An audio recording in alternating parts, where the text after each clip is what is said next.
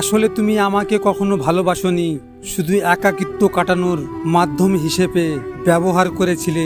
যখনই তোমার জীবনে নতুন কারোর উজ্জ্বল উপস্থিতি এলো, তখন আমার মায়াগুলো তোমার কাছে অহংকার মনে হতে শুরু করলো। অবাক লাগে এটা ভেবে যে মানুষ কিভাবে এক মুহূর্তেতে ভালো লাগার জন্য কয়েক বছরের জমে থাকা অনুভূতিগুলোকে এভাবে ধুলোয় মিশে দিতে পারে। সত্যি বলতে তুমি আমার গুরুত্ব বোঝনি, বুঝেছিলে শুধু নিজের প্রয়োজন। তোমার হাসির আড়ালে যে এত নিখুঁত প্রতারণা লুকিয়েছিল সেটা বুঝতে আমার অনেকটা সময় লেগে গেছে। আজ তুমি অন্য কারোর মায়ায় মগ্ন, আর আমি পড়ে আছি তোমার দেওয়া একরাশ মিথ্যে স্মৃতির রূপে।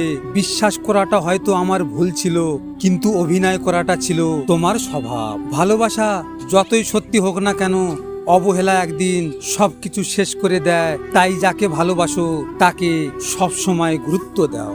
আমার কোনো শখের মানুষ নাই, যাও একজন ছিল, সেও আমাকে বোঝে নাই। মাঝে মাঝে নিজেকে বড় একা মনে হয়। শখ করে কাউকে মনের গহীন থেকে ভালোবাসা বা কাউকে নিজের সবটুকু দিয়ে আঙলে রাখার সাহসটা এখন আর পাই না। জীবনের সবটুকু শখ আর স্বপ্ন দিয়ে একজনকে নিজের ভেবেছিলাম অন্তত সে আমার নীরব চিৎকারগুলো বুঝতে পারবে। কিন্তু দিন শেষে সেই মানুষটাই আমাকে সব থেকে বেশি ভুল বুঝলো। আজ আমার কোনো শখের মানুষ নেই কোনো নতুন করে কাউকে পাওয়ার আকাঙ্ক্ষা। যাকে ভালোবেসে জীবনের সবচেয়ে বড় শখ বানিয়েছিলাম, তার অবহেলায় আজ আমাকে সব শখ আর মায়া থেকে মুক্তি দিয়েছে।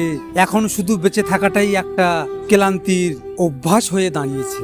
আমি মানুষকে নিজের সুবিধা মতো বদলে যেতে দেখেছি, কিন্তু আমি সেটা পারিনি। ভিডিওটি ভালো লাগলে পাশে থাকবেন, আর হ্যাঁ, নিজের খেয়াল অবশ্যই রাখবেন, কারণ এটা স্বার্থের দুনিয়া।